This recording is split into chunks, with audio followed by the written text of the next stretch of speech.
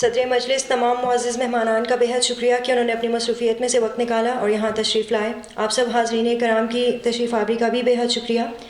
یہاں پر پروگرام کی پہلی نشست کا اختتام ہوتا ہے. ہم نوید ملک سر سے گزارش کرتی ہیں کہ وہ اسٹیج پر تشریف لائیں اور دوسری نشست پروگرام کی کنڈکٹ کروائیں.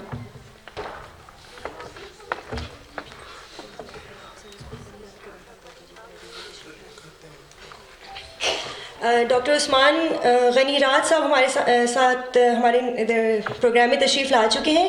خوش آمدید سر. بہت شکریہ. میں زیادہ اب وقت نہیں لوں گا کیونکہ 12:40 ہو گئے ہیں اور ہم نے دوسری نشست میں اعزاز میں اور شیلڈز اور ایوارڈز وغیرہ بھی ان کو پیش کرنے ہیں تمام احباب کو.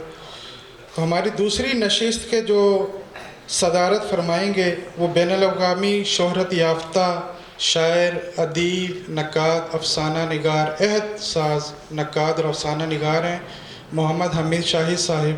میں آپ سے ملتمس ہوں کہ اسٹیج پہ تشریف لائیں. آپ سب کی تالیوں میں. مہمانان خصوصی میں ہماری پہلی مہمان خصوصی ہیں محترمہ تبسم اخلاق ملیح آبادی صاحبہ. آپ تشریف لائیں اسٹیج پہ.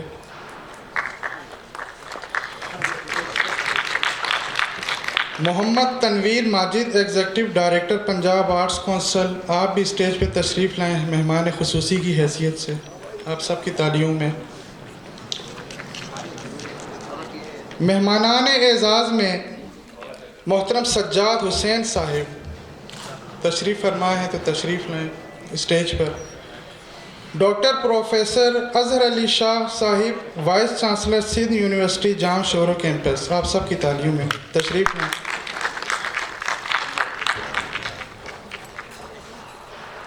ہمارے سرپرست اعلیٰ یہیں پہ تشریف فرما رہیں گے. یہ باقی احباب آئے نہیں یا موجود نہیں ہیں ہال میں.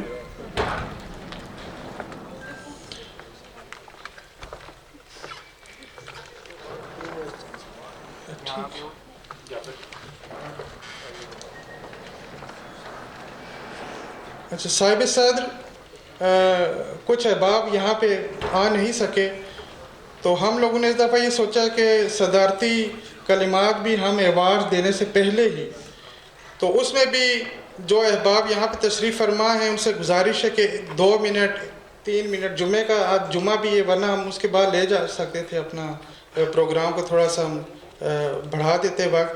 تو میں سب سے پہلے میں ملتمس ہوں ڈاکٹر پروفیسر اظہر علی شاہ صاحب کے وہ مختصر سندھ زبان و ادب پر اپنے اظہار خیال فرمائیں. آپ سب کی تعریف.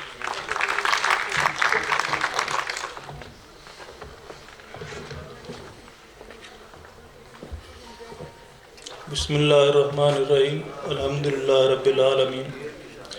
الصلاۃ والسلام علی سید المرسلین. اما بعد. سندھی ادب، سندھی زبان اس دھرتی کی جس کو ہم انڈس ویلی سویلائزیشن، سندھو ماتری تہذیب جو کہ تبت سے دریائے سندھ شروع ہوتا ہے، ہمالیہ، کشمیر، خیبر پختونخوا، پنجاب اور اس کا مرکزی شہر، مرکزی علاقہ، مرکزی حصہ سندھ جس کے نام سے وہ سندھو دریا ہے، وہ اتنا قدیم ادب اور اتنی قدیم بولی اور اس کا جو اسکرپٹ ہے، اس کی جو لکھت ہے جو کہ موہنجو دڑو سے ہمیں ملی ہے، جس کو ہم انڈس اسکرپٹ کہتے ہیں، اس کو ابھی تک ہم ڈیکوڈ نہیں کر سکے، ڈسائفر نہیں کر سکے، سمجھ نہیں سکے. تو اس پوری تہذیب جس کو ہم ابھی پاکستان کہتے ہیں، اس تہذیب کو ہم اچھی طرح سے، مکمل طرح سے سمجھ نہیں سکے. اور اس سارے تہذیب کا تسلسل ہمیں سندھی ادب، جس میں بابا بلے شاہ بھی ہے، شاہ حسین بھی ہے، غلام فرید بھی ہے، خوشحال خان خٹک بھی ہے، رحمان بابا بھی ہے، یہ ساری سویلائزیشن، یہ سارا پاکستان، یہ ایک ہی ادب، ایک ہی سلسلہ ہے۔ اور اسی ادب میں ابھی ریسنٹلی میں نے ایک نیا وصف یا صنف، وہ یہ ہے کہ ادب، سائنس اور آرٹ، ان تینوں کا سنگم، ان تینوں کا ربط، بظاہر اگر ہم دیکھیں تو شاعری اور سائنس ہمیں متضاد نظر آتے ہیں، شاعری اور سائنس بظاہر ہمیں متضاد نظر آتے ہیں۔ جو سمجھتے ہیں کہ متضاد ہیں شاعری اور سائنس، وہ ہاتھ اپنا اگر ریز کریں۔ اگر آپ سمجھتے ہیں کہ شاعری اور سائنس متضاد ہیں، الگ ہیں، تضاد میں ہیں، تو مہربانی کر کے اگر آپ ہاتھ اپنا اٹھائیں، مجھے معلوم ہو کہ میں آپ کی اس سوچ کو چیلنج کرنے کے لیے یہاں پہ آیا ہوں۔ 3-4 منٹ میں میری کوشش یہ ہے کہ ادب، سائنس اور آرٹ میں تضاد نہیں ہے۔ کیوں نہیں ہے؟ اگر ہم گہرائی میں جائیں گے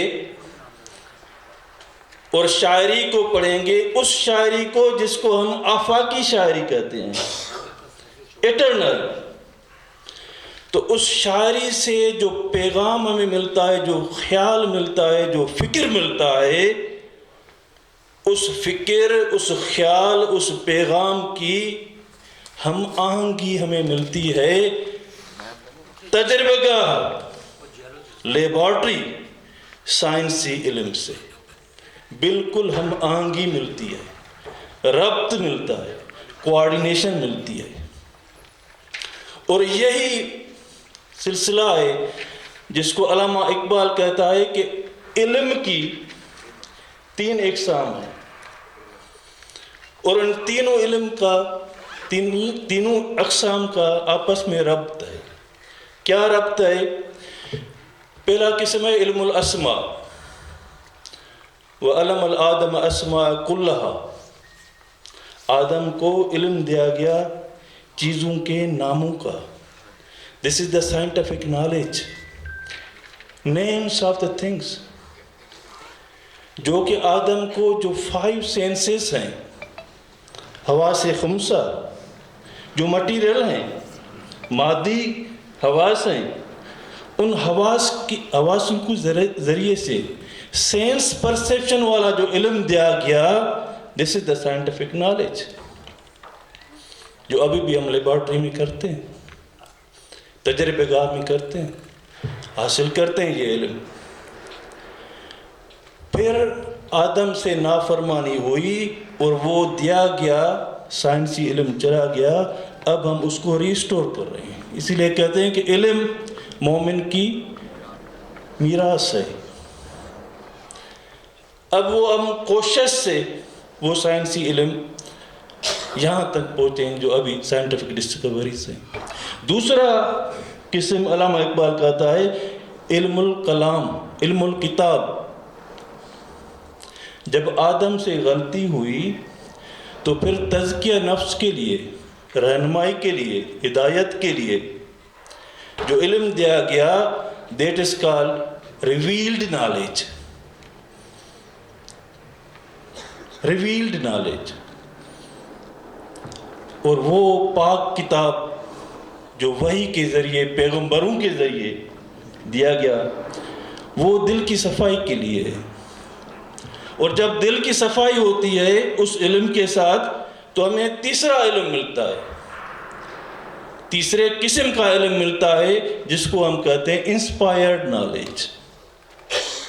ہم کہتے ہیں یعنی علامہ اقبال اور اس فلسفے والے کہتے ہیں انسپائرڈ نالج، جس کو عربی میں اردو میں علم لدنی کہتے ہیں. یہ جو شاعری کی دیوی یہاں پہ ذکر ہوا تو یہ علم لدنی ہے، یہ انسپائرڈ نالج ہے. اور جس کی دل جتنی پاک ہے اس کو اتنی زیادہ انسپائریشن ہوتی ہے.